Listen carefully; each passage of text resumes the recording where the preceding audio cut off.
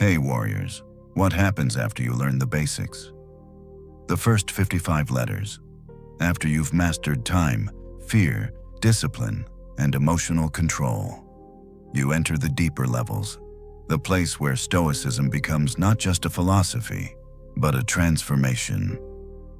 In letters from 56 to 124, Seneca stops teaching Lucilius how to survive and starts teaching him how to transcend. These final letters are sharper, heavier, wiser, the kind of lessons a man only writes after facing the edge of life again and again. Letter 57. Walk through fear with a steady mind. Letter 59. Find a joy that nothing external can touch. Letter 78. Turn physical pain into spiritual power. Letter 88. Learn what real education is and what it isn't. Letter 104. Guard your peace from the influence of others. Letter 114, 116. Purify your inner life, your emotions, and your judgments. Letter 124.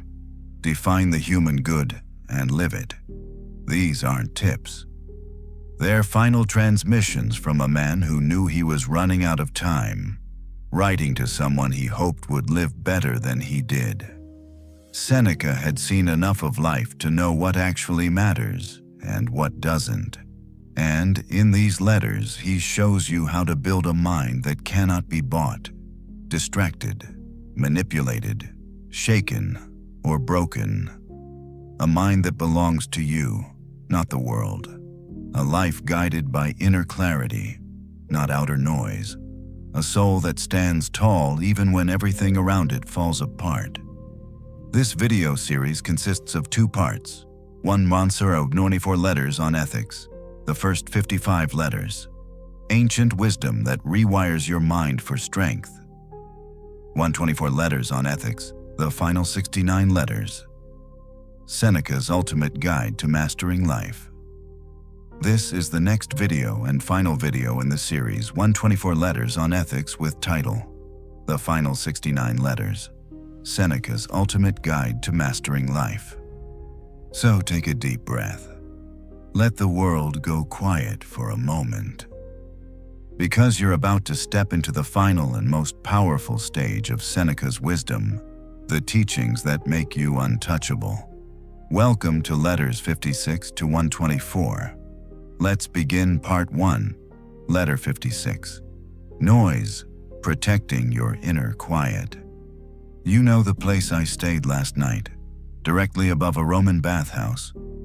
You might imagine a low hum of voices, some splashes, maybe the soft drip of water.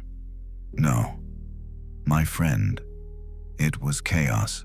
Grunts of men lifting weights, screams from hair pluckers torturing their clients, splashing bodies, endless chit-chat, singing, shouting. Even the water groaned as it rushed through the pipes, and all of this while I tried to write. At first, I thought the noise would break me, but then I realized the greater problem wasn't outside, it was inside. You see, the Stoic doesn't train for silence. The Stoic trains for serenity within noise. Why? Because life is noisy. Cities are noisy. Politics are noisy. Families are noisy. Even our own thoughts can be a storm of shouting, judgment, fear, and desire. The wise person isn't the one who escapes sound. It's the one who hears it all and remains unmoved. It's not the noise that disturbs you, I reminded myself, but your response to it. So I sat still. I wrote anyway. And I watched my irritation like a philosopher watches a test. If the mind can't remain calm in disorder, it hasn't learned calm at all. Tell me, how many times have you blamed your environment for your mood? Too loud, too crowded, too busy. But these are not obstacles. They are training grounds. Practice your focus not when it's quiet, but when it's loud. Practice your peace not when the world is calm, but when it's roaring. You will never control the noise of the world, but you can always govern the noise within your soul. And when that soul becomes still, when the waves of emotion settle and the shouting fades, then even the loudest bathhouse becomes silent.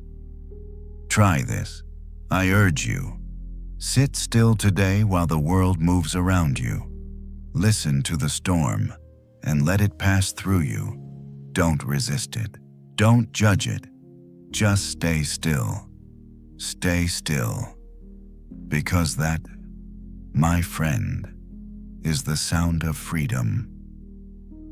Letter 57. The trials of travel.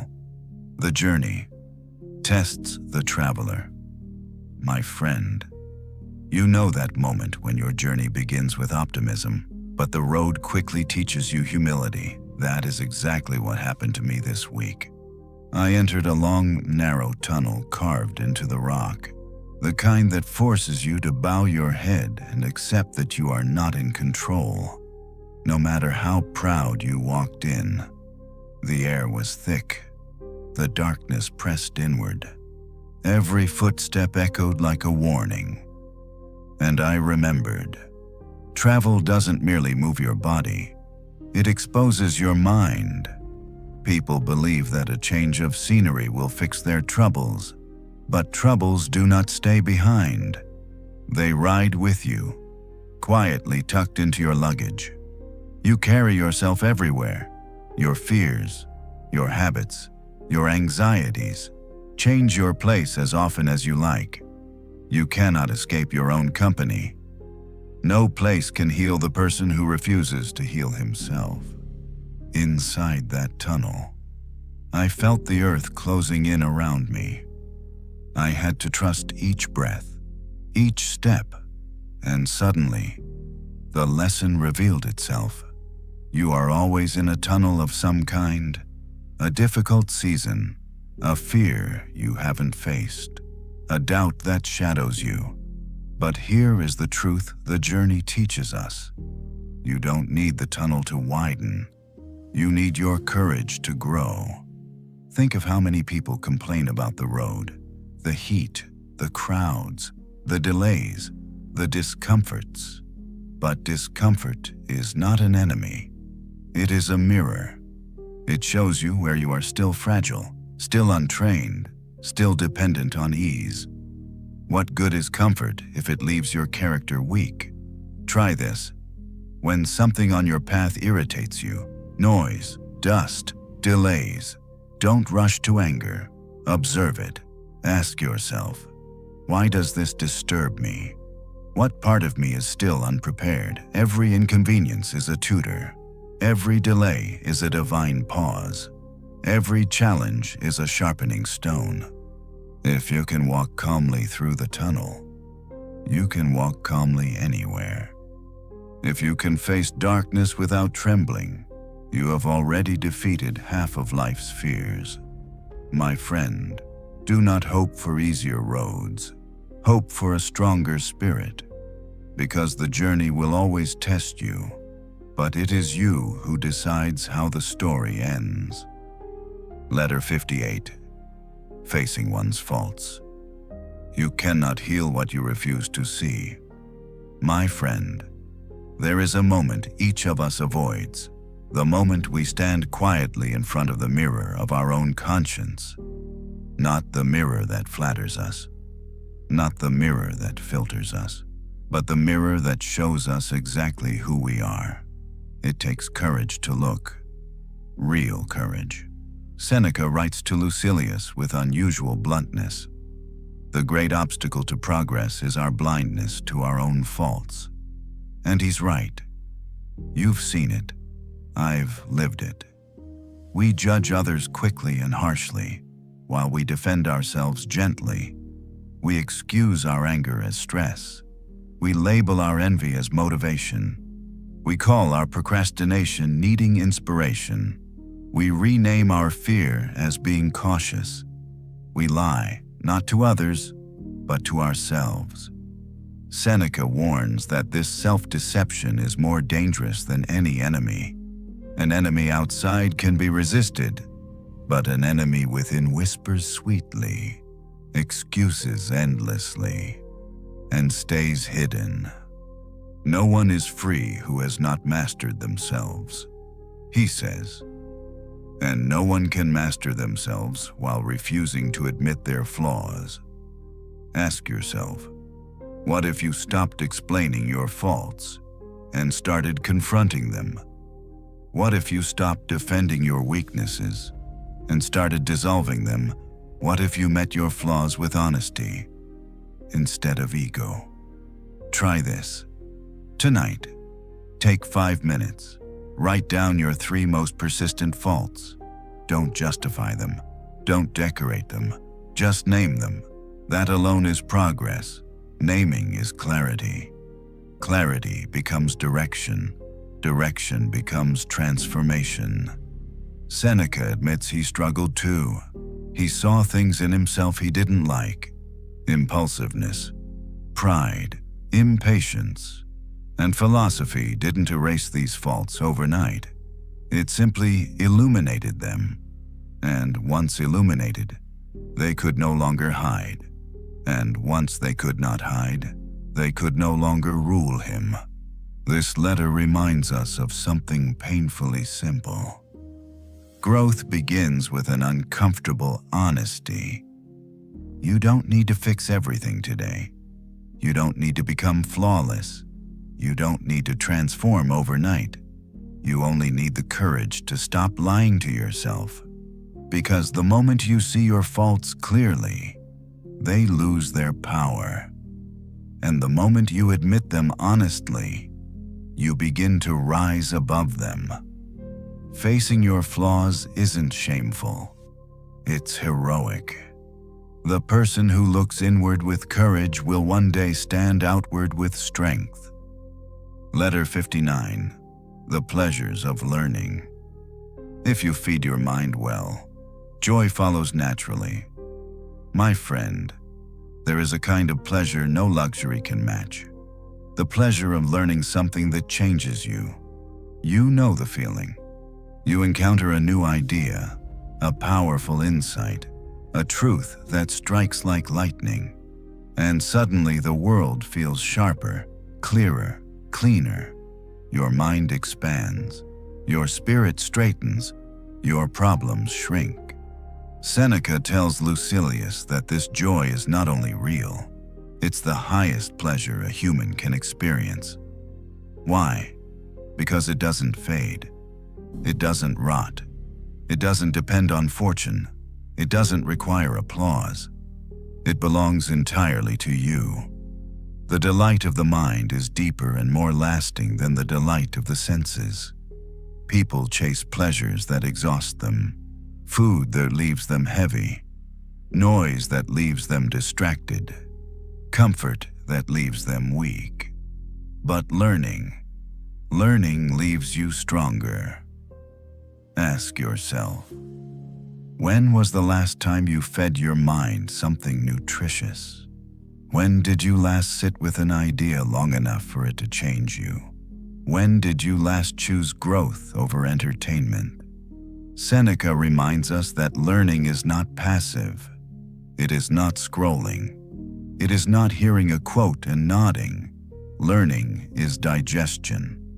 You must take an idea, break it down, absorb it. Let it circulate through your actions, your habits, your character. He also warns about the opposite danger, collecting ideas the way some people collect jewelry, displaying them, quoting them, bragging about them, but not living them. Try this. Choose one idea today, only one. Something simple, something true, something that feels slightly uncomfortable. Then ask, how can I live this today? Not someday, not later, not when life gets easier. Today. Seneca says this kind of learning brings a joy deeper than laughter, deeper than pleasure, deeper than praise, because it is the joy of becoming who you were meant to be. The body grows tired, The senses grow dull, but the mind can grow for a lifetime. Here is the heart of this letter. If you want enduring joy, seek it in growth. If you want lasting pleasure, seek it in wisdom. And if you want a life worth living, be a student forever. Learning is not work. Learning is delight. Learning is freedom. And the more you learn, the more alive you become. Letter 60.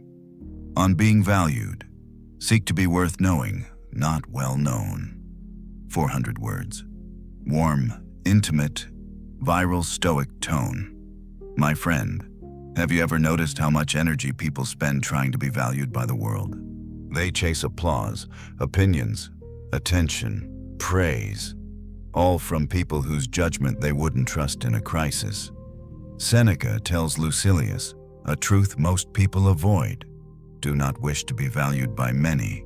Wish to be valued by those who matter. Value measured by crowds is unstable. It rises fast. It collapses faster. It depends on moods, trends, rumors, illusions. But value measured by character that is earned, that is lasting. Ask yourself, who do you secretly hope approves of you and why? If your answer is everyone, then your soul is still homeless. Because a person who tries to please all loses themselves in the process. Seneca reminds us that worthiness doesn't come from what others say. It comes from what you are. Be more concerned with your inner worth than your outward reputation. He warns Lucilius against the temptation of wanting public admiration, because public admiration is often given for the wrong reasons. People praise wealth, not wisdom. They praise novelty, not virtue. They praise entertainment, not depth. Do not trust a world that applauds noise more than character. Try this instead. Seek the approval of your own conscience. That is the one audience you can never escape. Try this exercise. Tonight, before you sleep, ask yourself, would I admire the person I was today if the answer is yes? Rest peacefully. If the answer is no, use tomorrow to rebuild. Seneca admits he once chased admiration too. He wanted to impress. He wanted to be noticed. He wanted Rome to say his name with respect, but philosophy humbled him. He realized it is better to be worthy of respect than to receive it. It is better to be good than to appear good. Your real value is measured in how you behave when no one is watching, how honest you are when lying is easy, how disciplined you are when laziness feels justified, how kind you are when cruelty goes unnoticed. Here is the heart of this letter. Don't seek to be valued by many. Seek to be valued deeply by the few whose wisdom matches your own, and above all, by yourself. Because once you earn the approval of your own soul, the judgment of the world becomes irrelevant. Letter 61. Avoiding moral mediocrity. Most people are not wicked, just weak. Don't join them. My friend, walk through any city and you'll see a strange truth. Most people aren't evil. They're simply average. Not cruel, not noble. Just drifting, morally sleepy. Ethically undecided, pulled wherever the crowd moves. Seneca warns Lucilius about this danger more than outright corruption. The greatest threat to your character isn't vice, it's mediocrity. Because mediocrity doesn't shock you, it doesn't alarm you, it seduces you quietly. It feels normal. And what feels normal spreads fastest. Think about it. Do you really fear turning into a villain? Of course not. But have you feared becoming someone who settles, who compromises, who slowly drop standards one small excuse at a time. That is the real danger. Moral decline usually begins not with a leap, but with a shrug. Seneca says the crowd encourages this. Everyone does it. It's not a big deal. No one will know. You deserve a break. You're being too strict. Every one of these sentences is a soft poison. Ask yourself, where have you lowered your standards recently? Which habits have you excused? Which promises to yourself have you quietly abandoned? Which behaviors have you justified because everyone else does it? My friend, you must rise above the average, not sink into it. Try this.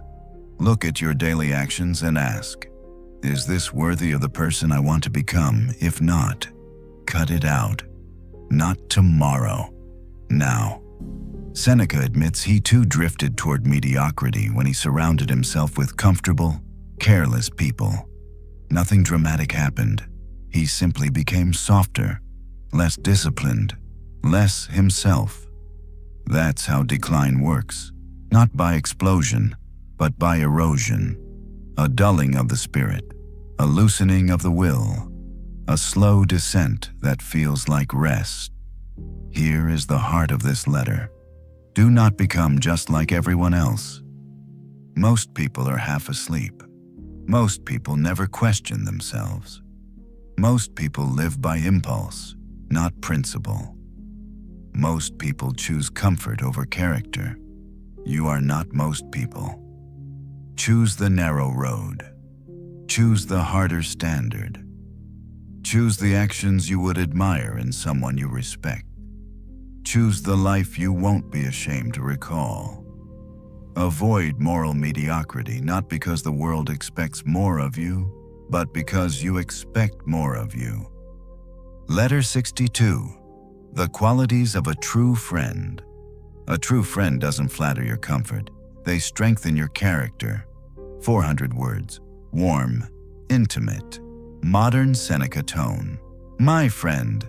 People speak casually about friendship, as if it's easy, common, something you stumble into. But Seneca writes to Lucilius with a sharp truth. True friends are rare. Acquaintances are many. Most people call anyone they spend time with a friend, but time together means nothing. A friend is not someone you share jokes with, or meals, or moments of convenience.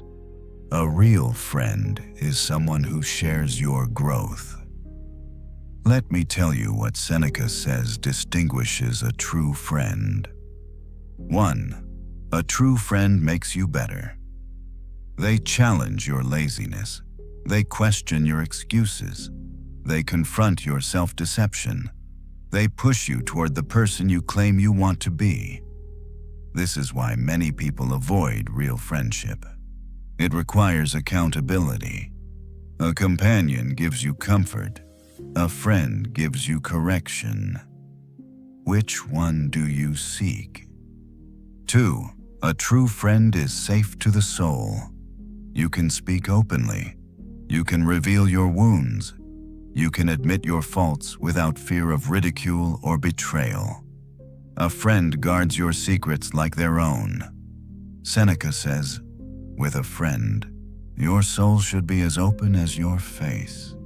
Ask yourself, do you have someone you trust this deeply, or do you only show people the polished version of you? 3. A true friend does not worship you. Be careful of those who flatter. Be cautious of those who agree with everything you say. They are protecting their comfort, not your character. Seneca warns that flattery disguises itself as affection, but it is poison, sweet on the tongue, deadly to the soul. A real friend admires you honestly and criticizes you lovingly. 4. A true friend loves your improvement, not your image, not your attention, not your usefulness, your growth. They want what is good for you. even when it costs them something. Seneca says true friendship is like tending a flame. It strengthens with care and weakens with neglect.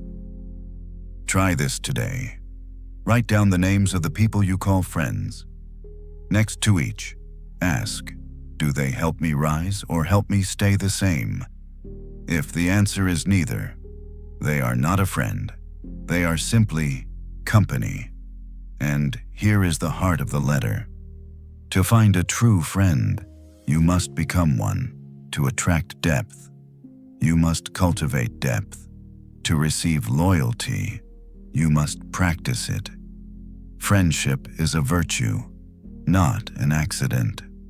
Choose well, become worthy, grow together. Letter 63. Time and the body. Your body ages by the day, but your character can grow stronger with time. My friend, there's a moment in every life when the body reminds you who is really in charge. A sudden ache when you stand, a stiffness you didn't expect, a tiredness that lingers longer than it used to. Seneca writes to Lucilius with a truth both sobering and liberating. Time weakens the body, but it sharpens the wise. Most people fear aging because they believe youth is the peak of life. But youth is merely the beginning. Strength fades, beauty fades, speed fades, but judgment, perspective, resilience, and inner mastery, these grow only with time. Let me tell you what Seneca wants you to understand. 1. Your body belongs to time, but your mind belongs to you. Time will take your strength. Yes, it will take your smoothness, your swiftness, your physical ease. But your mind is your responsibility. Your character is your craftsmanship. Your wisdom is your lifelong project. Focus on what time cannot steal. 2. You should care for the body, but not worship it. Seneca warns against obsessing over youth, over comfort, over perfect health. The body is a tool, important, but temporary. Give it discipline, not indulgence. Give it movement, not obsession. Give it care, not fear. Ask yourself, do I spend more time polishing the body that will die than strengthening the mind that can transcend fear? 3. Time is not your enemy. Your misuse of it is. Most people waste youth. They waste strength. They waste days, years, decades, as if life were an infinite resource. Then, when age arrives, they panic. But Seneca teaches a different path. Use time well now, and age will honor you later. Try this today. Do one thing your future self will thank you for. Just one. Read deeply, reflect honestly, act bravely, resist a temptation you normally accept. Time rewards the wise and punishes the careless. 4. Age does not make you weak, it makes you genuine. The older body carries fewer illusions. It forces you to confront what is essential. It strips away vanity, superficial desires, and trivial worries. Seneca says this is a gift, your true self emerging as the unimportant falls away. The heart of this letter is simple. Your body bends with time. Your mind grows with effort. Choose the part of you that can outlast everything. Grow wiser as you grow older. Let time shape your body, but let philosophy shape your soul. Letter 64. On the philosopher's consistency. Let your actions agree with your words. Your life is your philosophy. My friend, there comes a moment in every thinker's life when the world stops listening to what you say and starts watching how you live. This is the pivot point Seneca speaks of. The point where intention must become consistency. Anyone can talk about wisdom. Anyone can recite maxims. anyone can sound disciplined. But to live the truth, to be the same person in private as you are in public, to practice the principles you preach even when no one is watching, that is the philosopher's true test. Seneca tells Lucilius with gentle firmness, "Your life must never contradict your teachings." Why? Because hypocrisy kills credibility faster than ignorance ever could. You've seen it. The friend who advises calm but erupts in anger. The person who praises discipline but cannot control a single appetite. The one who talks of simplicity but drowns in luxury. Seneca urges us to avoid becoming this kind of person, divided, inconsistent, internally fragmented. Ask yourself, is there harmony between your thoughts and actions, between your values and habits, between the person you want to be and the choices you make daily? If not, don't despair. Correct. Consistency does not mean perfection. It means alignment. It means reducing the distance between who you are and who you aspire to be. Seneca reassures us, the philosopher's progress is not loud, it is steady. You don't need to impress anyone. You don't need to declare your transformation. You simply need to behave consistently with the truth you already know. Try this. Choose one principle today, just one. Maybe patience, maybe honesty, maybe restraint, maybe simplicity. Now live that principle deliberately, from dawn to dusk. Not to be seen, not to be praised, but to be whole. One day lived with integrity is worth 1,000 spoken lessons. Seneca admits he himself failed often. He contradicted his own advice. He stumbled over impulses. He struggled to maintain steadiness. But every failure sharpened his commitment to consistency. Because the goal is not to appear wise, but to become wise. Here is the heart of the letter. Let your words teach. Let your actions confirm. Let your life speak a truth that needs no explanation. Consistency is the philosopher's honor, and the world listens most to the person whose life never argues with their teachings. Letter 65. Facing death with calm. Death is not the enemy. Fear is my friend. There is one truth every human must face, yet most spend their entire lives avoiding it. You will die. Not someday in the distant future when you're ready. Not at a time of your choosing, but at a moment unknown, unexpected, and uncontrollable. Seneca writes to Lucilius not to frighten him, but to free him. Because, he says, no person can live well if they have not learned to die well. Death is not a surprise. It is not unfair. It is not punishment. Death is simply the final law of nature, the one promise life always keeps. And once you accept this, your fear loses its power. Think about it. You fear dying because you fear losing what you have not fully lived. You fear dying because you're clinging to what is fragile. You fear dying because you've postponed your true life for later. But later is the biggest lie you tell yourself. Seneca reminds us, he who has lived enough is ready enough. Not lived long, lived well. Ask yourself, if death knocked tonight, would you meet it trembling? Or steady, would you look at your life with pride? Or with unfinished regrets, would you wish for more time? Or wish you had used your time better? Death does not take from you. It simply ends your borrowing of what was never yours. And Seneca teaches a radical idea. You should rehearse death daily, not morbidly, but calmly, gratefully, honestly. When you wake, remember you might not see night. When you sleep, remember you might not see day. This makes you gentler. This makes you courageous. This makes you wise. Try this today. When something frustrates you, traffic, gossip, delays, disappointments, say quietly, "Will this matter on the day I die?" You will feel your soul lighten instantly. Seneca admits that even he once feared death.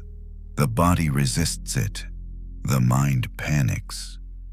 But philosophy stepped in, not to remove death, but to remove the terror around it. The calm person is not one who expects immortality. The calm person is one who stops fearing mortality. Here is the heart of this letter. Death cannot be avoided, but panic can. Death cannot be delayed, but peace can be chosen. Death cannot be bargained with, but dying unafraid is within your power. The person who faces death with calm is the only one who has truly learned how to live. Letter 66. The value of philosophy. Philosophy is not entertainment. It is armor for the soul. My friend, people often speak of philosophy as if it were a luxury, something to read when life is easy, something to admire from a distance, something to quote but never apply. Seneca cuts straight through that illusion. He tells Lucilius, "Philosophy is not for talk. Philosophy is for life." You don't study wisdom to sound intelligent. You study wisdom so you don't collapse the next time life hits you hard. And life will hit hard. Philosophy is the discipline that prepares you. It strengthens your judgment. It sharpens your awareness. It steadies your emotions. It lifts your courage. It clears your priorities. It turns chaos into clarity. Ask yourself honestly, where would you be today if you had no guiding principles? How often has impulse sabotaged you? How often have emotions drowned your reason? How often have desires led you away from yourself? Seneca says the value of philosophy is proven not in comfort, but in crisis. Anyone can pretend to be wise in calm weather, but the moment you face loss, insult, fear, illness, or uncertainty, your true philosophy appears or disappears. Only philosophy teaches us what is necessary. Seneca writes, "Everything else teaches us what distracts." Most people pursue what is pleasant. Philosophers pursue what is useful. Most people chase distractions. Philosophers chase direction. Most people are tossed like leaves in the wind. Philosophers become the tree. Try this today. When something upsets you, before reacting, ask, what principle applies here? Is this a moment for patience, for restraint, for courage, for humility, for letting go? You will watch the problem shrink. Because problems are big only when your thinking is small. Seneca also reminds Lucilius, philosophy isn't cold, it isn't rigid, it isn't joyless, it is freedom. Freedom from fear, freedom from envy, freedom from the opinions of others, freedom from the slavery of desire, freedom from the storms of emotion. Here is the heart of the letter. Without philosophy, life controls you. With philosophy, you control life. Study it, apply it, return to it daily. Let it reshape you from the inside out. Because everything you fear, everything you avoid, everything you wrestle with, philosophy teaches you how to face it with dignity. This is why philosophy is valuable, not because it makes you learned, but because it makes you unbreakable. Letter 67. The mind has its own place. Wherever you go, your mind goes with you. make it a place worth living in. My friend, people believe that peace is a location, a quieter house, a new city, a better job, a calmer environment. They think if they escape their surroundings, they'll escape themselves. Seneca looks at Lucilius with a gentle but piercing truth. Your mind is your world. If it is troubled, no place will bring you peace. Sit with that for a moment. You could be in the quietest countryside, surrounded by mountains, birdsong, soft winds, and still feel restless, anxious, scattered. Or you could be in a crowded city, noise everywhere, chaos on all sides, and remain perfectly calm inside. Why? Because peace is not external. Peace is a habit of mind. Seneca reminds us that the mind is powerful, powerful enough to make misery in paradise, or create serenity in difficulty. Ask yourself, how much of your suffering comes from circumstances, and how much comes from the stories you tell yourself about them? People torture themselves over imagined outcomes. They relive old wounds. They exaggerate threats. They fear losses that have not yet arrived. They replay arguments that never happened. It is not life that torments them. It is their mind that does. Seneca says the mind is like a room you must learn to arrange. If you fill it with clutter, resentment, fear, regret, comparison, you cannot breathe, you cannot think. But if you clear it, reflection, gratitude, discipline, presence, it becomes a home, a place you can return to, a place that strengthens you, a place that cannot be taken away. Try this today. When your mind spirals, pause and say, "These are just thoughts, not facts." Then ask yourself, is there a calmer way to see this? You'll be surprised how quickly the storm weakens. Seneca also warns against carrying the mind everywhere without training it. Many travel to get away, yet take with them the very thing that makes escape impossible: their unmastered mind. You bring your worries in your suitcase. You bring your insecurities in your pocket. You bring your unexamined fears in your chest. Changing locations doesn't change the person. The heart of this letter is simple and transformative. Your mind is your true homeland. Make it orderly. Make it disciplined. Make it peaceful. Make it yours. Because a calm mind turns any place into paradise, and a troubled mind turns any paradise into prison. Letter 68. Friendship and shared growth. A true friendship is a partnership in becoming wiser. My friend, most people think friendship is about comfort, shared laughter, shared food, shared distractions. But Seneca tells Lucilius something deeper. The highest form of friendship is shared growth, not shared entertainment, not shared habits, not shared gossip, shared elevation. Let me explain what Seneca means. 1. A friend should help you become better. A true friend does not leave you as they found you. They raise your standards. They provoke your potential. They help you see where you're slipping, where you're drifting, where you're betraying your own goals. Seneca says, "When I am with a friend, I want us both to leave wiser." Ask yourself, who in your life challenges you to rise? 2. Friendship is mutual accountability. You and your friend must agree, even silently, that you're walking the same path toward virtue. You correct them with love, they correct you without cruelty. You don't hide your weaknesses, they don't pretend to be perfect. Growth becomes a shared mission, not a solitary burden. Most people avoid this type of friendship because it demands honesty. It removes the masks. It exposes your ego. But this is where real connection lives. 3.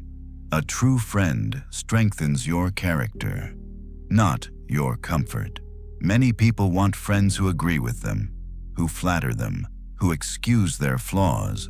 But Seneca warns, a friend who only pleases you does not grow you. A friend must sometimes challenge your impulsiveness, question your excuses, point out your blind spots, tell you the truth you don't want but need. This is not opposition. This is loyalty. 4. Friendship is a shared ascent. Seneca says friendship is like two climbers tied by a rope. If one slips, the other helps regain footing. If one rises, the other is pulled upward. The goal is not to be admired. The goal is to be transformed together. Try this today. Choose one person you trust. Share one weakness honestly. Invite them to hold you accountable. Then ask how you can support their growth as well. A friendship like this becomes sacred, a shared ascent, a partnership in truth. Here is the heart of the letter. A true friend doesn't walk beside your comfort. They walk beside your becoming. Grow together, rise together, become wise together. Letter 69. Travel and tranquility. If your mind is restless, no destination will calm you.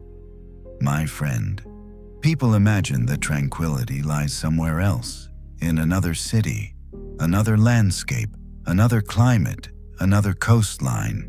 They believe peace is hidden behind distance. But Seneca tells Lucilius the truth that most travelers discover too late.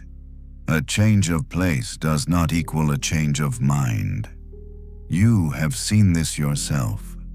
Someone who is restless at home is restless on the road. Someone who carries anxiety in their chest packs it in their suitcase. Someone who cannot sit still in their own room cannot sit still in a palace or a mountain cabin. Travel can expose you, distract you, entertain you, but it cannot heal you. Only philosophy can do that. 1. You must train the mind, not chase locations. Seneca says that people use travel like medicine. I am tired. I'll go somewhere new. I am stressed. I'll escape. I am unhappy. I need a change of scenery.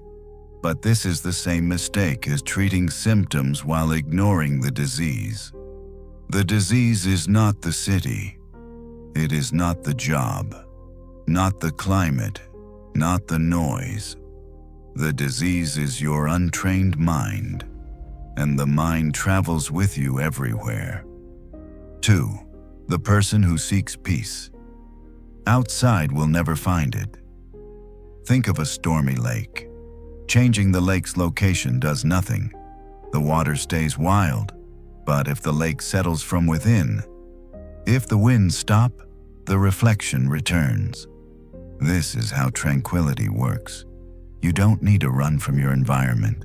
You need to quiet the winds inside yourself. Try this today. Instead of asking, "Where should I go to find calm?" ask, "What within me refuses to calm down?" The answer will tell you far more than any map. 3. Travel has value, but not the value. People think Seneca does not reject travel. He simply reframes it. Travel should enrich a peaceful mind, not attempt to fix a chaotic one. Travel is fuel, not repair. Travel is inspiration, not salvation. If you go out into the world with a strong mind, every sight becomes wisdom. If you go out with a scattered mind, every sight becomes distraction. 4. The heart of tranquility is presence. Seneca says the wise man carries tranquility the way a turtle carries its shell, not because life is perfect, but because the mind has learned to remain where the body is, not in yesterday, not in tomorrow, not in imagined fears. Here, now. This is the heart of the letter. You don't need to travel far. You need to travel inward. And once your mind is calm, the whole world becomes peaceful. Letter 70. Facing adversity. Hardship does not weaken you. It reveals the strength you forgot you had. My friend, no one escapes adversity. No one glides through life untouched.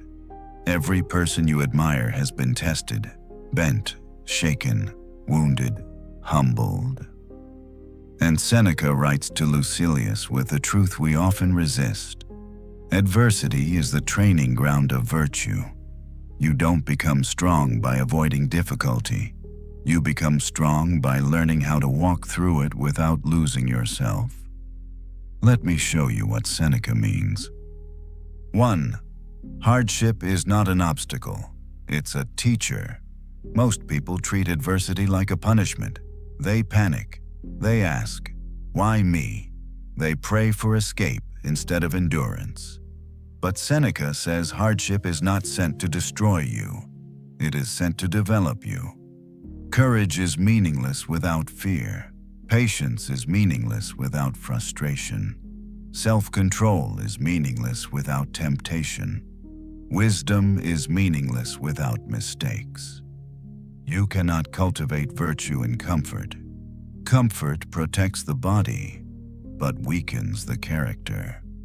Hardship tempers the character, but strengthens the soul. Which would you rather develop? 2. The wise person stands firm. When life trembles, Seneca reminds Lucilius, the strong person is not the one who avoids the storm, but the one who remains standing in it. Adversity doesn't ask your permission. It enters your life unannounced. Illness, loss, betrayal, financial strain, disappointment, but your response is always yours. Try this the next time adversity rises. Don't panic. Don't predict disaster. Don't curse fate. Say quietly, "This is the moment I was trained for." You will feel your spirit steady instantly. 3. Adversity reveals who you really are.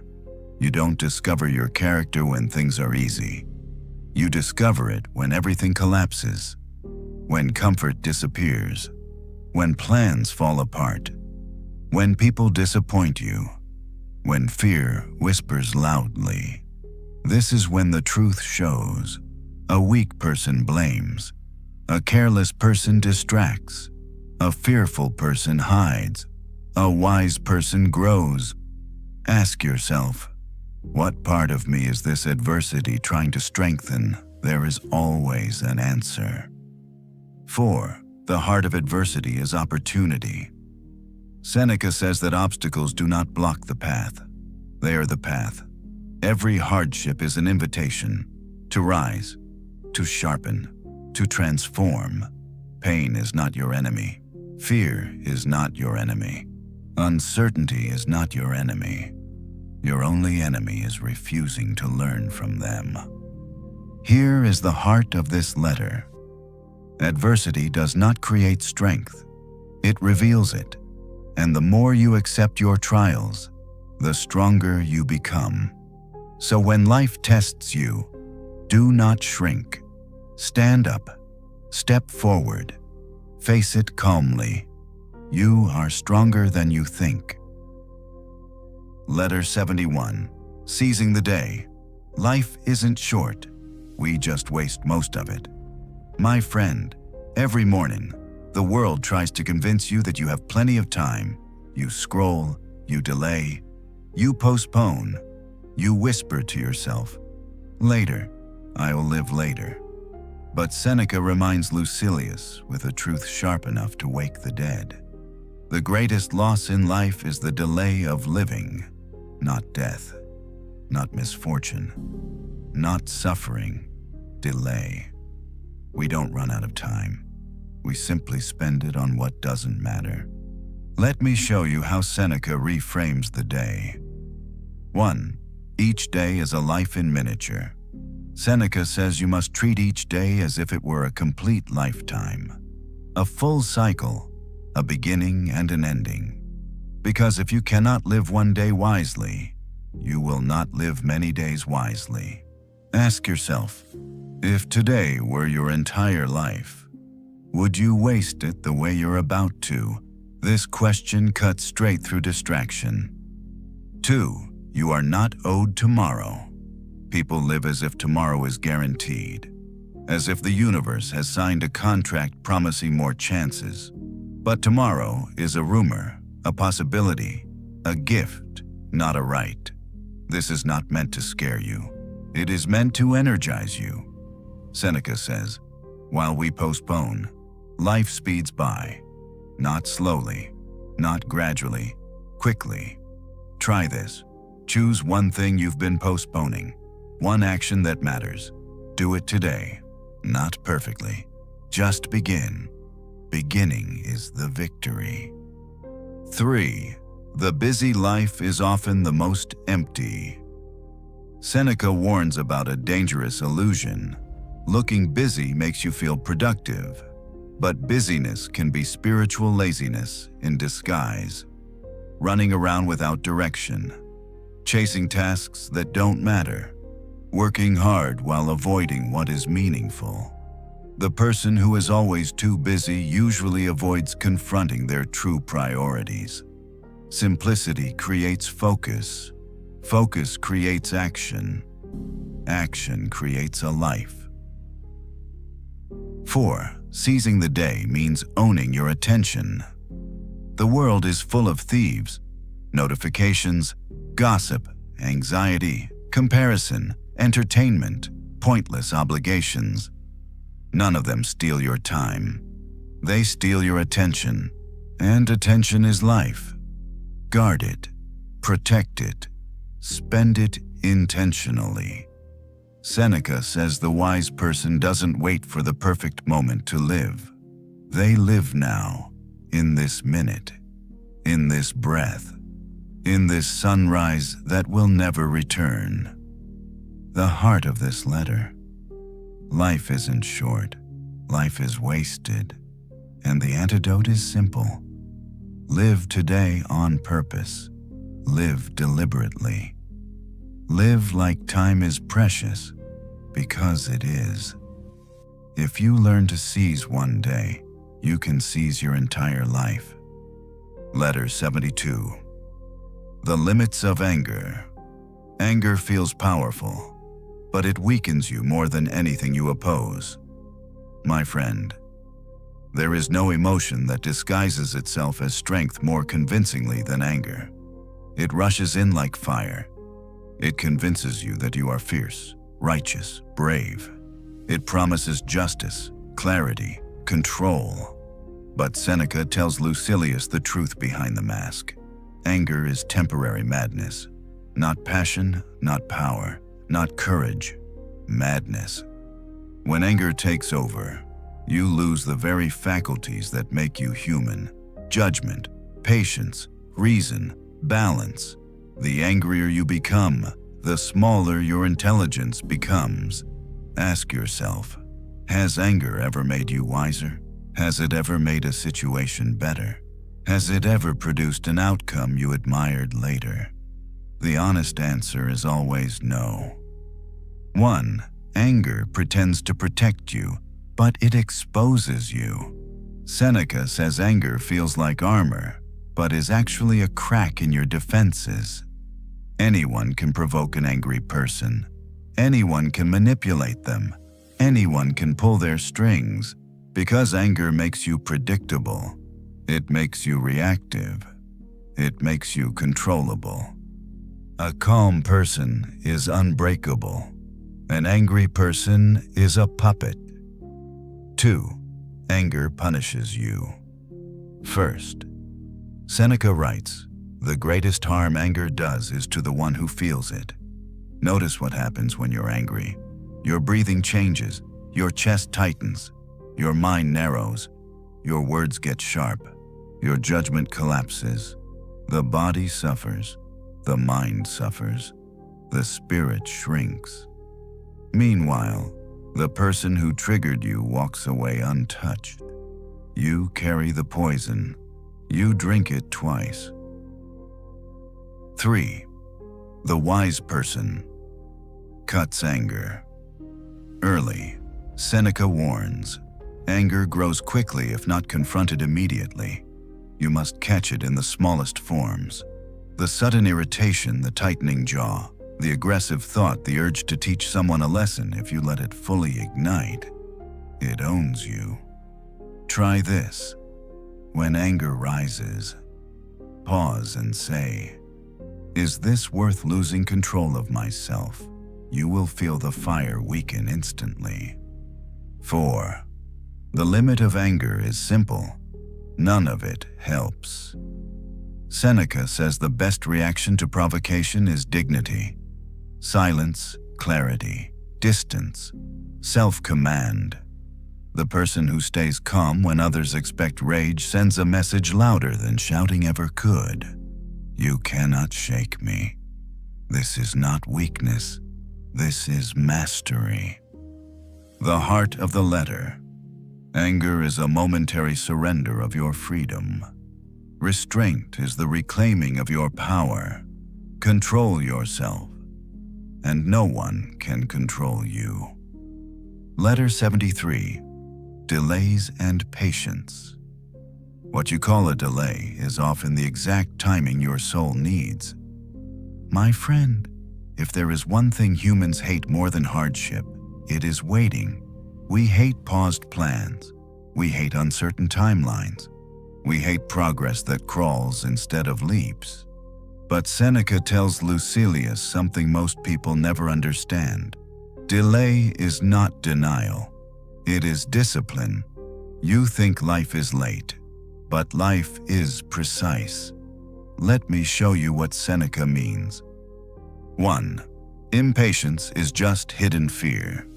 When you grow restless because something hasn't arrived yet, a goal, a reward, a result, a change. Ask yourself, what am I afraid of? Fear of falling behind, fear of missing out, fear of not being enough, fear of losing control. Impatience is fear wearing speed as a disguise. Patience is courage wearing calm as armor. 2. Delays reveal your inner weaknesses. Seneca says that delays show us what we still need to master. Your temper, your impulsiveness, your cravings, your need for control, your addiction to speed. When something takes longer than you hoped, life whispers, "Good. Now you will learn stillness," because stillness is a strength most people never train. 3. Growth has a natural pace. You cannot rush maturity. A tree cannot grow faster because you stare at it. A muscle cannot strengthen faster because you wish it. A mind cannot deepen faster because you're impatient. Everything meaningful takes time. Seneca warns, haste is the surest path to failure. When you rush, you skip steps. When you skip steps, you build weak foundations. When you build weak foundations, everything collapses later. Patience is not passive. Patience is preparation. 4. Delays protect you from what you are not ready for. Sometimes the thing you want is postponed because you would mishandle it today. Sometimes the goal is delayed because you still need more wisdom. Sometimes the door stays shut because you must grow before entering. Life isn't punishing you. Life is preparing you. Try this today. Instead of asking, "Why is this taking so long?" ask, "Who am I becoming while I wait?" That question turns frustration into focus. The heart of the letter. Delays don't block your path. They strengthen the traveler. Patience isn't waiting. It's trusting the pace of your own becoming. If you learn to wait wisely, you will receive everything at the moment you are ready. Letter 74. The Philosopher and Wealth. Wealth is a tool, not a master. Use it wisely or it will use you. My friend, people misunderstand the philosopher's relationship with wealth. They imagine that wisdom requires poverty, that virtue demands renunciation, that the only moral path is to reject all material comfort. But Seneca writes to Lucilius with clarity. It is not wealth that corrupts. It is dependence on wealth. The problem is not owning money. The problem is needing it, emotionally, spiritually, desperately. Seneca himself was wealthy, but he refused to let wealth shape his identity, his happiness, or his character. He held money the way a warrior holds a sword, useful, powerful, but always under control. Let me show you what Seneca teaches here. 1. Wealth is neutral. Your mind makes it good or bad. Money is a tool, nothing more. You can use it to help others, grow, build, support, create, stabilize.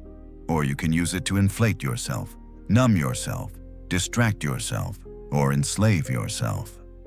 A knife can cut bread. A knife can also harm, but the knife is innocent. So is money.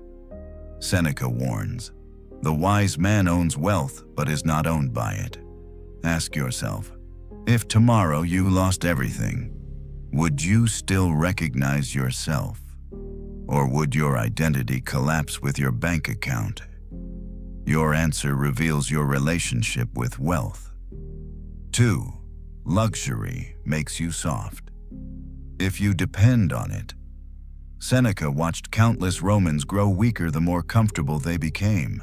Their appetites inflated, their discipline evaporated, their values twisted. Comfort seduces you into thinking hardship will never return. But hardship always returns. Try this. Practice small discomforts, cold showers, simple meals, walking instead of riding, saying no to something you want but don't need. These train your soul to remain free, because the person who cannot do without luxury is already poor. 3. Wealth is best used when it benefits others. Seneca reminds Lucilius that generosity is the highest use of resources. Money hoarded stagnates. Money shared circulates. Money used wisely transforms lives. And the act of giving protects you from the arrogance wealth often brings. A generous person is never corrupted by riches. 4. Virtue, not wealth, is the true treasure. If wealth disappears, virtue remains. If luxury fades, character stands. If fortune abandons you, wisdom stays loyal. Seneca writes, wealth comes and goes. The wealth within the soul endures. The richest person is not the one with the most, but the one who needs the least. The heart of the letter: own wealth, but don't cling to it. Use wealth, but don't worship it. Build wealth, but build virtue first. A philosopher can walk with coins in his hand, so long as he never lets them into his heart. Letter 75. Inner resources. Everything you truly need has been inside you from the beginning. My friend, you have been taught your whole life to look outward for support, for reassurance, for strength, for direction, for comfort, for approval. But Seneca writes to Lucilius with a truth capable of transforming a person forever. The mind has its own supplies. Find them, and you will never be poor. Most suffering comes not from life itself, but from believing you are powerless without external help. Let me show you what Seneca means. 1. The person who depends on others is never free. If you need someone to motivate you, you will collapse the moment they leave. If you need fortune to favor you, you will break the moment it turns. If you need comfort to stay calm, you are doomed the moment discomfort arrives. Seneca warns, "He who leans on others leans on something that also leans." Ask yourself, what have you convinced yourself you can't live without? Whose approval? What habit? What comfort? What certainty? These are the chains you must remove. 2. Your greatest strength comes from within. Seneca says that the wise person is rich not because they own much, but because they lack nothing. Not because the world serves them, but because they serve their own soul. Inner resources are things fortune cannot touch. Resilience, clarity, courage, discipline, humility, self-respect, perspective, reason, calm. If these belong to you, then nothing can be taken from you.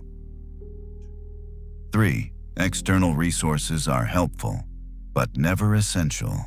Seneca does not reject comfort or support or companionship. He simply warns against relying on them. Use what is outside you, but depend on what is inside you. Outside things assist you. Inside things anchor you. And when life becomes chaotic, you do not sink because you carry your stability everywhere you go. 4. Hardship reveals how strong you already are. Seneca says that adversity strips away illusions but reveals your real resources. You discover patience when there is no alternative. You discover bravery when fear has cornered you. You discover wisdom when life forces you to choose consciously. You learn that the strength you begged the world for was inside your chest all along. Try this today. Sit quietly for 2 minutes. Then ask, what do I already have within me that I have been ignoring? You will find more than you expect. The heart of the letter. You are not empty. You are not weak. You are not dependent. You are already equipped. Life's greatest task is not acquiring more, but uncovering what has been waiting within you from the start. Letter 76. The instability of fortune. Fortune is a spinning wheel. Never build your peace on something that can turn against you. My friend. Seneca begins this letter with a warning every human eventually learns. Some gently, some brutally. Fortune gives nothing safely.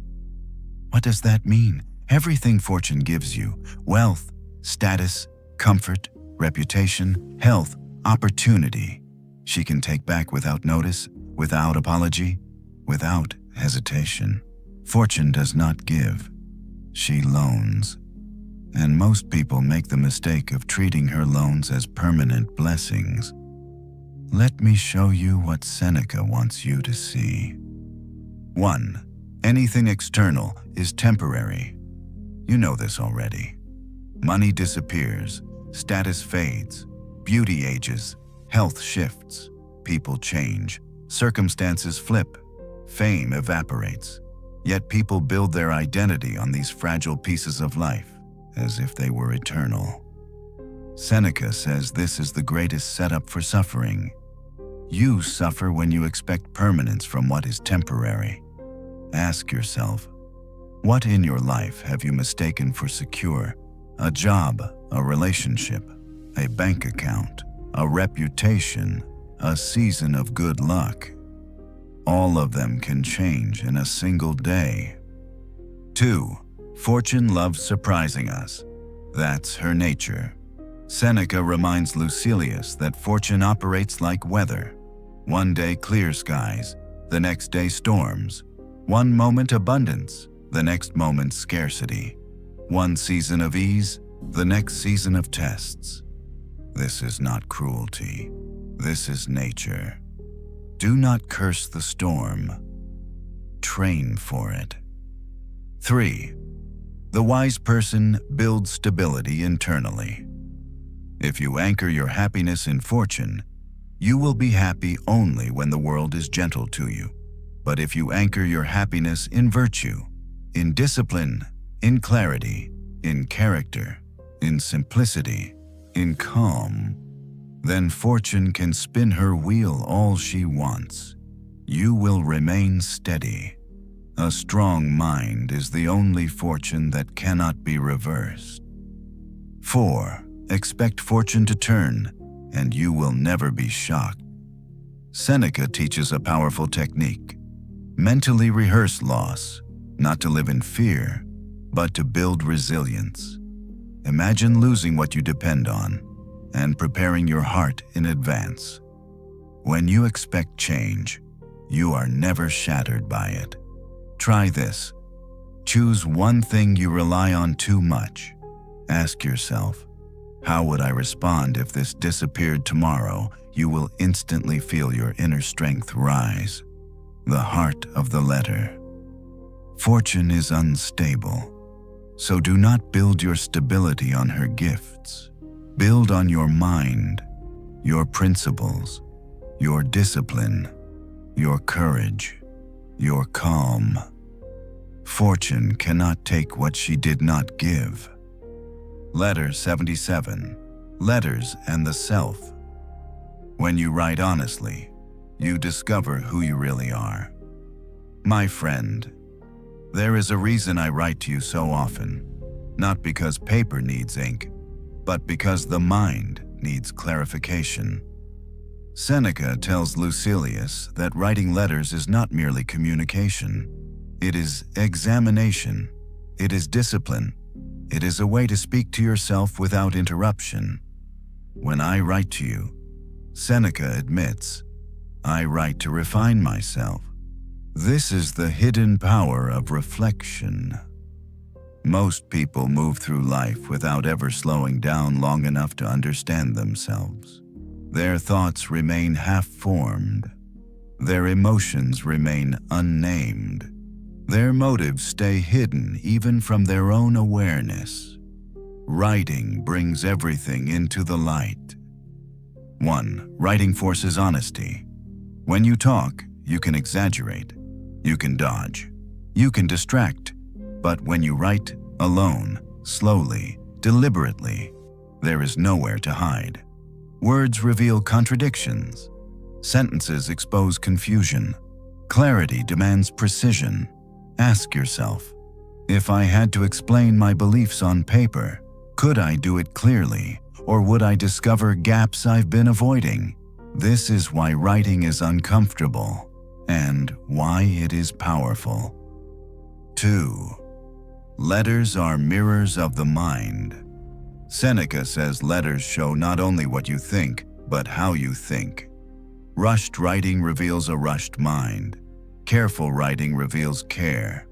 Honest writing reflects integrity.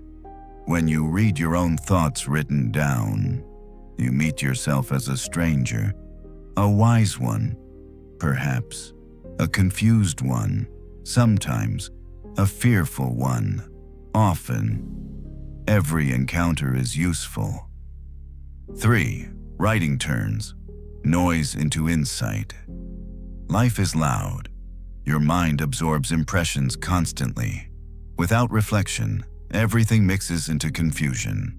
Writing sorts the chaos. It separates fear from fact, desire from necessity, impulse from intention. Seneca believed writing daily strengthened discipline the way physical training strengthens the body. 5 honest lines matter more than pages of posturing. 4. Letters are conversations across time. Seneca reminds Lucilius that letters preserve our best thinking. What you write today may guide you tomorrow. What you realize now may save you later. Your future self needs counsel, and you are the best person to give it. Try this. At the end of today, Write one paragraph answering this question. Where did I live according to my values today? And where did I betray them? That alone is philosophy in action. The heart of the letter. Writing is not about expression.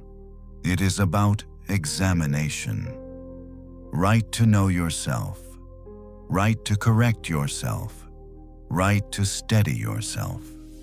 Because the person who understands themselves can never be completely lost. Letter 78. Self-improvement. You do not rise by wishing, you rise by practice. My friend, everyone says they want to improve. Very few are willing to endure the process improvement demands. Seneca writes to Lucilius with calm honesty. Progress is slow, but quitting is instant. Most people abandon self-improvement not because it doesn't work, but because it works gradually, quietly, without applause. You don't wake up transformed. You wake up slightly better, if you showed up the day before. 1. Improvement is subtle, not dramatic. We love dramatic change, sudden breakthroughs, overnight success, radical transformations. But real improvement rarely announces itself. It whispers. A calmer reaction where there used to be anger. A wiser silence where there used to be complaint. A disciplined choice where there used to be impulse. Seneca says growth is happening even when you don't feel it. Just like strength builds while you sleep after training. Character builds while you persist after effort. 2. Measure progress by control, not comfort. Do not ask, do I feel good today? Ask instead, am I more in command of myself today? Can you pause before reacting? Can you resist what once controlled you? Can you endure discomfort without panic? Can you accept criticism without collapsing? These are signs of true improvement. Comfort proves nothing. Control proves everything. 3. Expect setbacks and continue. Anyway, Seneca warns Lucilius not to be discouraged by relapse. You will stumble. You will regress. You will repeat mistakes you thought were conquered. This does not erase progress. Only quitting erases progress. A person improves not by never falling, but by rising faster each time. Ask yourself, how quickly do I recover now compared to before? That is growth. 4. Improvement requires daily commitment. Philosophy is not a hobby. It is a discipline. Reading is not enough. Reflection is not enough. Intention is not enough. You must practice. Train patience in irritation. Train courage in fear.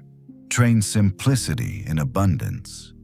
Train humility in success. Seneca says the wise person treats every day as training. No spectators, no applause, only progress. The heart of the letter. Self-improvement is not about becoming someone else. It is about becoming more fully who you already are. Show up daily. Accept discomfort. Forgive setbacks. Continue anyway. Because the person who improves steadily will one day look back and barely recognize who they once were. Letter 79. The wise person's cheerfulness. Joy grounded in reason cannot be shaken by life. My friend, people often mistake seriousness for wisdom. They think a thoughtful life must be heavy, grim, burdened by constant concern. Seneca corrects this gently but firmly. Wisdom does not make you gloomy, it makes you light. The truly wise person is not tense or brittle. They are calm, steady, and quietly cheerful. Not because life is easy, but because their joy comes from a deeper place. 1. True cheerfulness is not excitement. What Seneca praises is not laughter that erupts and fades, not pleasure that spikes and collapses, not entertainment that distracts and empties. He is talking about a settled joy, a brightness of spirit that does not depend on luck. Excitement rises and falls. Cheerfulness endures. Ask yourself, when things go wrong, does your happiness collapse? If so, it was never stable to begin with. 2. The wise person is cheerful because they expect life. Most misery comes from surprise. People suffer not because difficulties appear, but because they did not expect them. The wise expect challenges. Resistance does not shock them. Loss does not feel unfair. Change does not feel personal. Seneca writes that preparedness protects the spirit. When difficulties arrive, the wise person says, "This is part of life, not a betrayal of it." Expectation creates resilience. Resilience allows cheerfulness. 3. Cheerfulness is a sign of inner order. A chaotic mind cannot be joyful for long. A mind pulled by desire, fear, envy, and comparison is too fractured to rest. But the disciplined mind, the one governed by reason, experiences harmony, and harmony creates lightness. This is why Seneca says cheerfulness is evidence of wisdom, not distraction from it.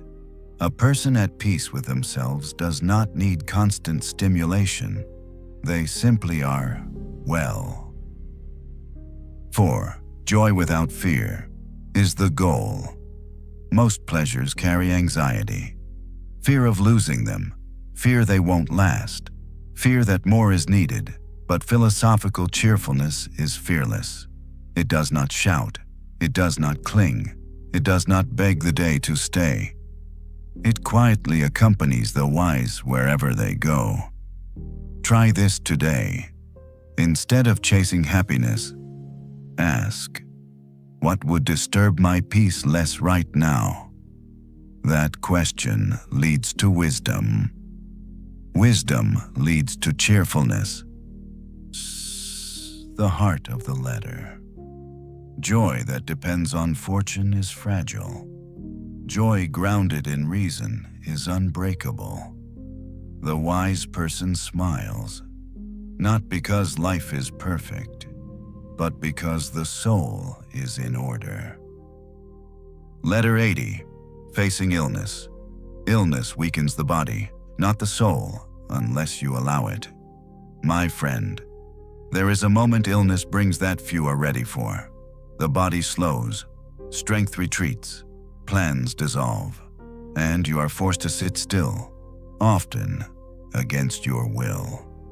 Seneca writes to Lucilius not as a distant observer, but as someone who has been there.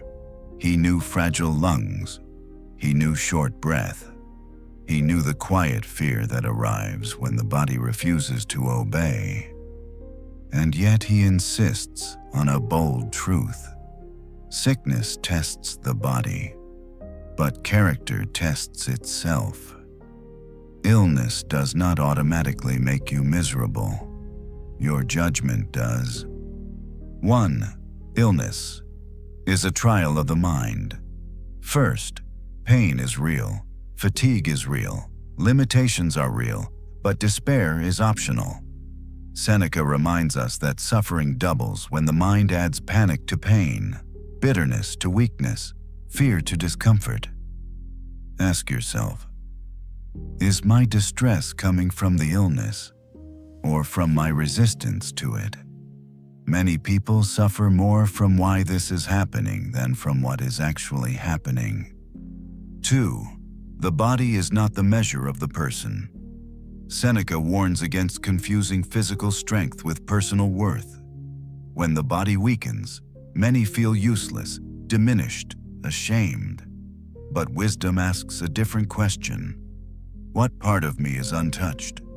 Reason remains. judgment remains. Courage remains. Dignity remains. The wise person does not hand over identity to the body. The body is an instrument, not the self. 3. Illness can refine judgment. Seneca observes something few admit. Illness strips life to essentials. Petty ambitions lose importance. Trivial arguments fade. False urgencies vanish. What remains is clarity. In sickness, you discover what truly matters and what never deserved your energy in the first place. This is not punishment. It is revelation. 4. Train for illness before it arrives. Seneca urges preparation, not pessimism, preparation. Mentally rehearse limitation before limitation arrives. Accept bodily fragility in advance. Then illness cannot shock you. It can only inconvenience you. Say to yourself now, my body may weaken, my values will not. My strength may fade, my composure will not. My health may fail, my character will remain. The heart of the letter. Illness humbles the body but gives the soul a chance to stand tall. You are not your symptoms. You are not your weakness. You are not your pain. You are the one observing it, calmly, rationally, with dignity. And a person who can suffer without losing themselves has already won the hardest battle life can offer. Letter 81. Procrastination. Nothing steals your life faster than waiting to begin. My friend, you don't delay because you are lazy. You delay because you are uncertain. Uncertain that you'll succeed. Uncertain that you're ready. Uncertain that the effort will be worth it. Seneca sees through the excuse immediately. While we wait for life to begin, life passes. Procrastination is not a scheduling problem. It is a psychological one. 1. Delay is fear. Wearing a rational mask. You tell yourself, I'll do it when I have more time, when I feel confident, when conditions improve, when I know more. Seneca calls this what it is, polite avoidance. The mind invents timing issues to protect itself from discomfort. But clarity does not arrive before action. Clarity comes from action. 2. The cost of delay is invisible but massive. You don't notice procrastination in the moment. It makes no noise. It leaves no bruise. But one day you look back and realize years were quietly sacrificed to hesitation. Seneca warns that the greatest waste is not pleasure or excess. It is unfinished intention. Ask yourself honestly, what one thing keeps resurfacing in your thoughts because you keep postponing it? That is not coincidence. That is conscience. 3. Life does not require readiness, only courage. You will never feel fully prepared. Wisdom does not demand certainty. It demands commitment. Seneca urges Lucilius to act before confidence arrives, because confidence follows action, not the other way around. Begin badly if you must. Begin imperfectly, but begin. 4. Daily commitment breaks. Procrastination's spell. Seneca believed procrastination collapses under small, immediate action, not tomorrow's plan, not long-term vision. Today's move. Write one sentence, make one call, take one step, refuse one temptation. Small acts compound into a life lived on purpose. The heart of the letter. Procrastination steals life one delay at a time. Action gives it back instantly. Do not wait to feel ready. Living is the preparation. Letter 82. The philosopher's household. Order your home, and you steady your soul. My friend, you can tell much about a person by the way they run their household, not by its size, not by its luxury, but by its order. Seneca reminds Lucilius that philosophy does not live only in books or speeches. It must be visible in daily life, beginning at home. A disordered life often hides behind a decorated house. A disciplined soul, however, creates calm wherever it lives. No place, Seneca writes, should contradict your principles. That includes your home. 1. Your household is a training ground. Many people believe wisdom belongs to public life, debate, positions, achievements. Seneca disagrees. He says the household is where philosophy proves itself. How do you treat those closest to you? How do you manage resources? How do you handle routines, frustrations, authority, responsibility? At home, there is no audience to impress, only habits to reveal who you really are. 2. Discipline begins in small things. Seneca warns against neglecting the small duties of life. A philosopher who speaks of virtue but lives in chaos is not deep. He is divided. Cleanliness reflects clarity. Order reflects intention. Moderation reflects control. This is not about perfection or rigidity. It is about consistency. Ask yourself, does my living space support the person I want to become, or does it encourage disorder, distraction, excess? Your environment trains you every day, whether you notice it or not. 3. Authority reveals character. Seneca also speaks about leadership within the household. If you have authority over family, staff, or dependents, how you use it matters deeply. Domination corrupts, neglect weakens, but firm fairness strengthens everyone. The philosopher governs without cruelty, without indulgence, without ego. Power is used to elevate, not to intimidate. 4. A simple home reflects a steady mind.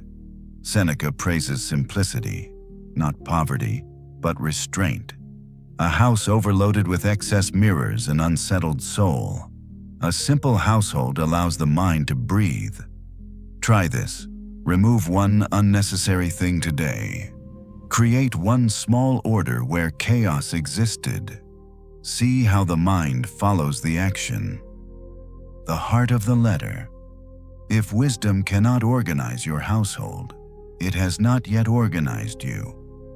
Let your home reflect your values.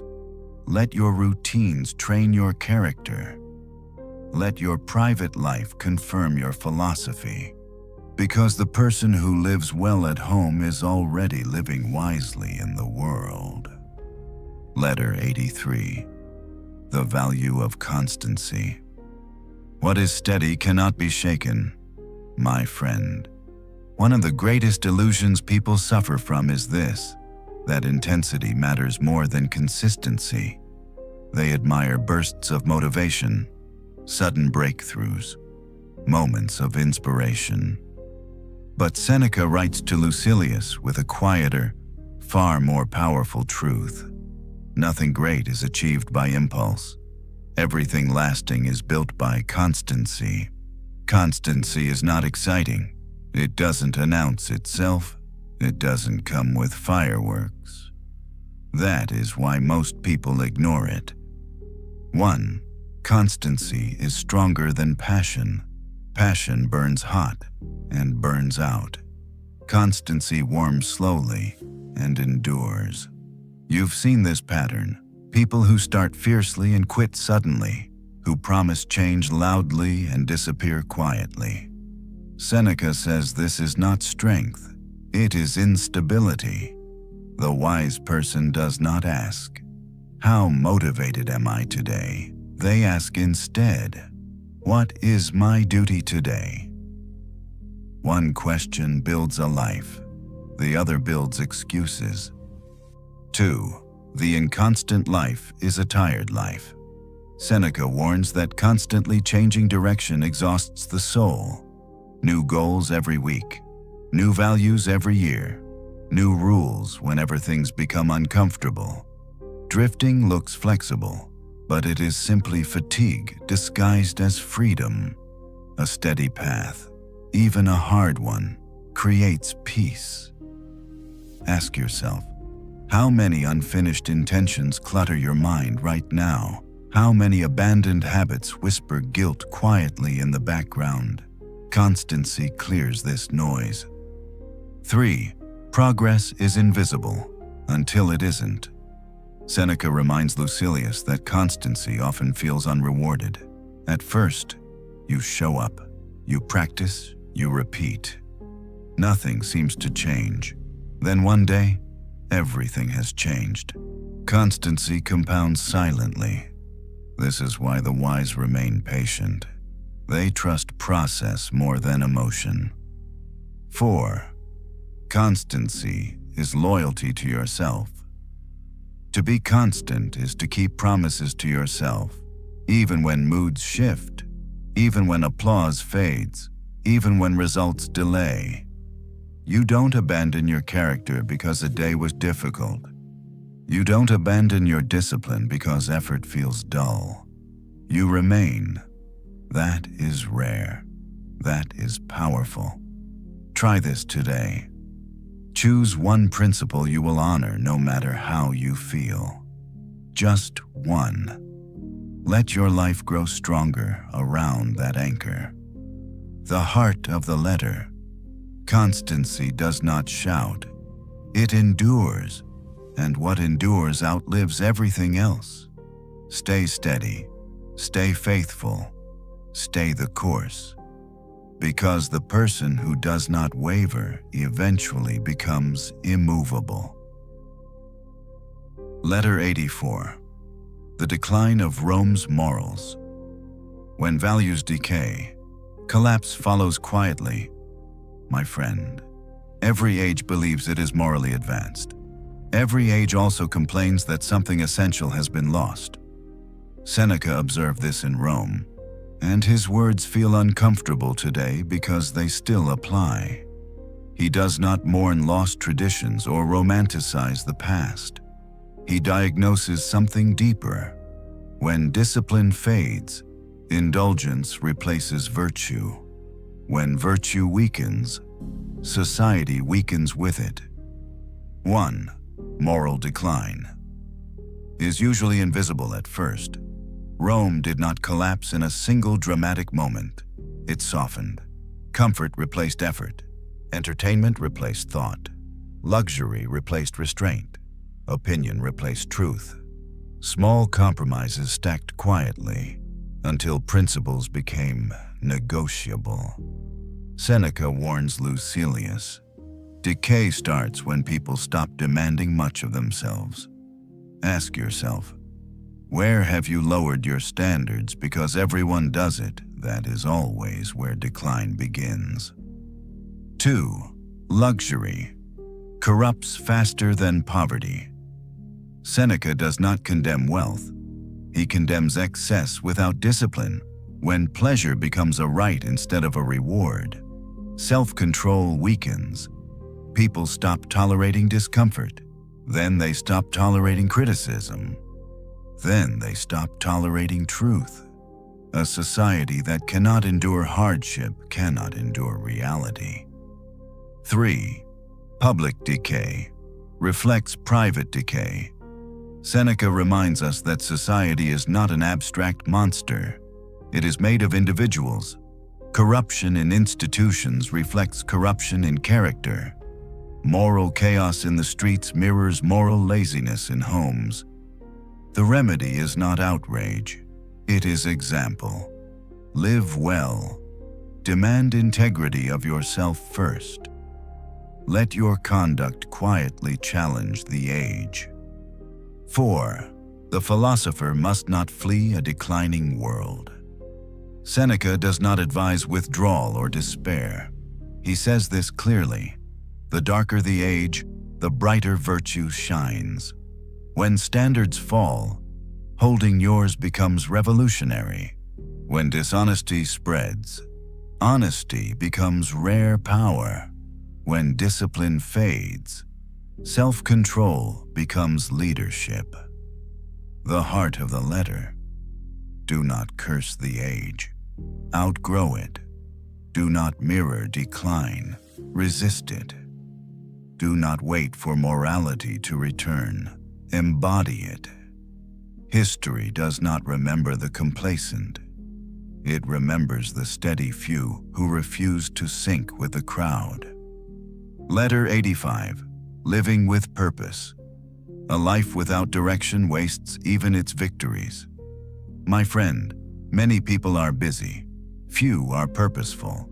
They rush through days, fill calendars, chase goals, yet feel strangely empty when night comes. Seneca writes to Lucilius with quiet urgency: if you do not know where you are going, no effort will get you there. Purpose is not intensity, it is direction. 1. A scattered life. Feels exhausting. You don't feel tired because you do too little. You feel tired because you do too much that doesn't matter. Unnecessary commitments, pointless obligations, goals borrowed from other people's expectations. Seneca warns that life becomes heavy when it lacks a clear aim. Ask yourself, why do I do what I do each day? If you cannot answer simply, your energy is leaking. 2. Purpose simplifies decisions. When you know your direction, confusion fades. You stop asking, is this impressive? Will others approve? What will this look like? You begin asking, does this serve my values? Does this strengthen my character? Does this bring me closer to the life I seek? Purpose filters distraction. Without it, every opportunity feels urgent.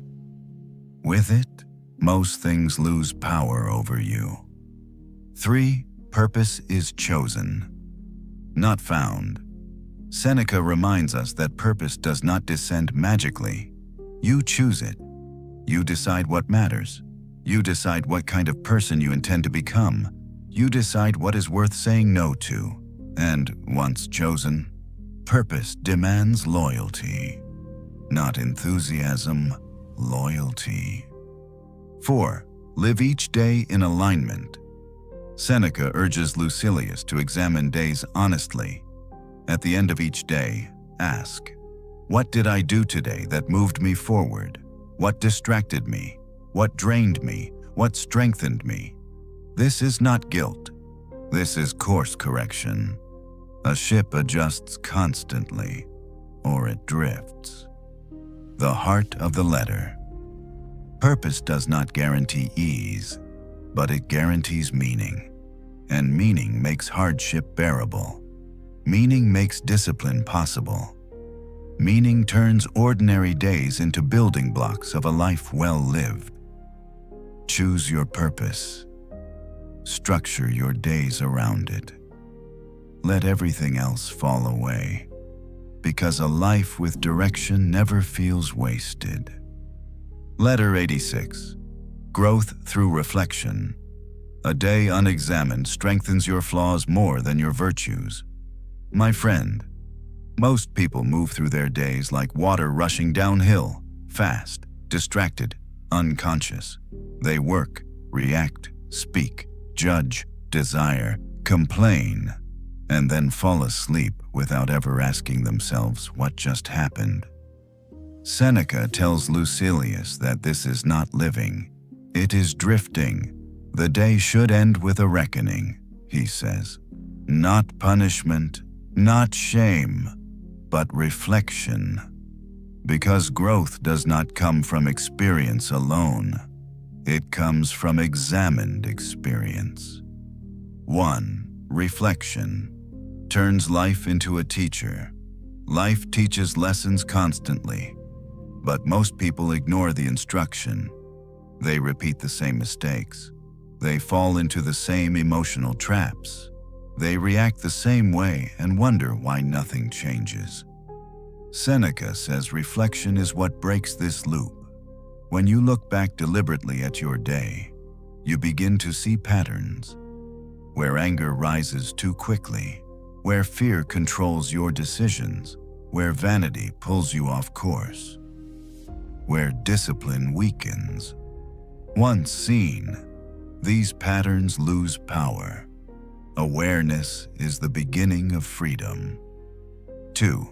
Self-examination creates inner order. Seneca practiced a nightly ritual before sleep.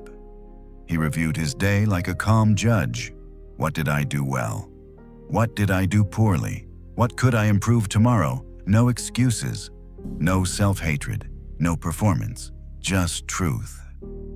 This habit, Seneca says, strengthened character more than any lecture or book. Why? Because honesty clarifies priorities, and clarity directs action. 3. Reflection prevents small errors from becoming big ones.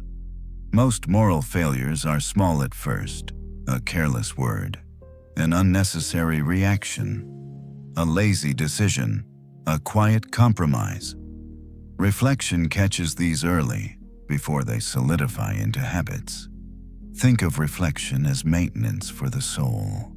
Ignore maintenance long enough, and collapse becomes inevitable. 4. Reflection creates conscious living. When you know you will examine your actions tonight, you act differently today. You pause more. You choose more carefully. You become present. That is the secret. Reflection shapes behavior in advance. Try this tonight. Before sleeping, ask yourself 3 honest questions. 1. Where did I act in accordance with my values? 2. Where did I fall short? 3. What will I correct tomorrow? Write the answers if you can. 5 minutes is enough. The heart of the letter. Reflection is the bridge between intention and transformation. Without it, days pass and faults grow stronger. With it, even mistakes become training. Examine yourself gently. Correct yourself patiently. Return again tomorrow. That is how growth becomes inevitable. Letter 87. Time and the Gardens. Nothing teaches patience better than watching something grow. My friend, I was walking through the gardens today, moving slowly, not out of fatigue, but out of respect. Plants do not rush. They do not panic about results. They do not compare themselves to neighboring vines. They grow according to time, silently, persistently, without complaint. Seneca uses the garden as a teacher. Nature never hurries. He reminds us, yet everything is accomplished. How different this is from the way we live. 1. Growth obeys. Time, not desire. Seeds do not sprout because we are impatient. Fruit does not ripen because we demand it. Roots deepen only through seasons, not force. Yet humans expect their character to mature instantly. We want wisdom without waiting, discipline without discomfort, strength without repetition. The garden exposes that illusion. Ask yourself, are you rushing your growth or respecting it? Real progress cannot be forced. It must be tended. 2. Time reveals the truth of effort. Some seeds produce flowers, others produce weeds. Both grew from small beginnings. Seneca reminds us that time rewards consistent care, not intensity. Neglect does not show immediately. Misplaced effort does not announce itself. But time tells the truth eventually. Always.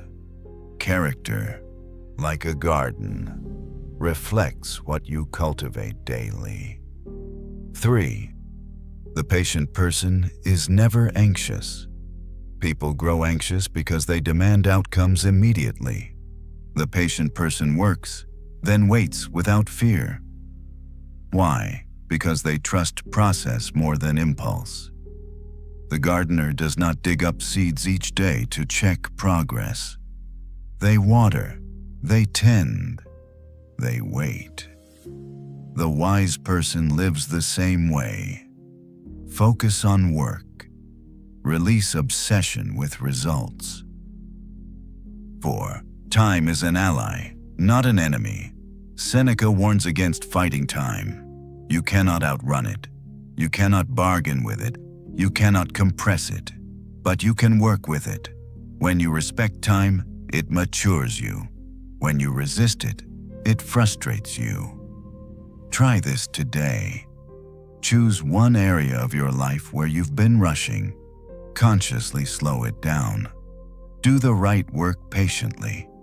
Let time finish what effort begins. The heart of the letter. Time grows whatever you plant. Plant wisely. Tend patiently. A rushed life produces shallow roots. A patient life produces strength that lasts. Live like a gardener. Trust time. Grow quietly and fully. Letter 88. Genuine joy. What depends on nothing outside, you cannot be taken from you. My friend, people confuse joy with excitement. They chase pleasure, stimulation, novelty, and call each short burst happiness. But they are always searching again, always restless, always unsatisfied. Seneca stops Lucilius gently and says, "If your joy depends on fortune, it is not joy, it is anxiety in disguise. Genuine joy is quieter, deeper, steadier. It does not spike. It does not demand. It does not beg life to cooperate." 1. False joy is loud and fragile. Most joy people experience is borrowed. From praise, from success, from comfort, from approval, from entertainment. It feels good, briefly, then it fades, and fear follows. Fear of losing it, fear of needing more, fear of emptiness afterward. Seneca warns that pleasure without wisdom always collects interest, paid later in dissatisfaction. 2. Genuine joy is self-sustaining. True joy arises from alignment, when your actions match your values, when your desires are simple, when your conscience is clear.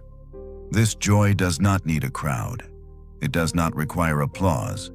It does not depend on circumstances. It rests inside you. Seneca says the wise person feels joy even in simplicity, even in hardship, even in silence, because their joy belongs to their character, not their conditions. Ask yourself, what makes me peaceful even when no one is watching? That is where genuine joy lives. 3. Joy arrives when desire is disciplined. Desire has no limit. Feed it, and it grows louder. Indulge it, and it becomes impatient. Seneca teaches that joy begins not when you have more, but when you need less. Fewer desires create more space. Less craving creates more satisfaction. Less comparison creates more contentment. The person who wants little always has enough. 4. Genuine joy is calm, not excited. Excitement depends on intensity. Joy depends on stability. One agitates the spirit, the other settles it. The wise smile quietly. They are not ecstatic, they are grounded. That is the difference. Try this today. Notice one thing you chase for pleasure. Pause. Ask, would I still feel whole without this? That question reveals dependence, and dependence blocks joy. The heart of the letter. Joy that comes from outside makes you hostage to fortune. Joy that comes from within makes you free. Choose simplicity. Train desire. Live in alignment. Then joy will arrive, not as a thrill, but as a companion that never leaves. Take a moment. Sit with the silence. Because you've just traveled through part 1, the final lessons of a man who spent his entire life studying the mind, testing himself, failing, rising again, and eventually handing us the last pages of his wisdom. These weren't casual letters. They were the final messages from someone who knew time was running out and wanted every word to count. If you made it this far, it means something. It means you're searching for clarity, for strength, for something real in a world full of noise. It means you want to build a mind that can carry you through anything: loss, fear, pressure, judgment, change. And that's exactly what these last 69 letters were designed to give you: a mind that is steady, a heart that is unshaken, a soul that knows what truly matters. Seneca once wrote, "As long as you live, keep learning how to live." Tonight, you honored that, simply by listening, reflecting, and giving yourself the space to grow. If this journey brought you even one moment of clarity, one moment where your shoulders dropped, your breath slowed, and your mind softened, then I'm grateful. This may be the end of Seneca's letters, but it's not the end of your path. There is so much more ancient wisdom, so many more tools, stories, and strategies waiting to help you strengthen your life. We will continue in part 2, and that is also the last letters of Seneca in the next video. If you want to walk further with me, you're welcome here. Subscribe to the channel. If not, thank you for sharing this moment. Stay steady, stay grounded, and as always, remember, wisdom is a daily practice. I'll see you soon. Good night. Sweet dreams.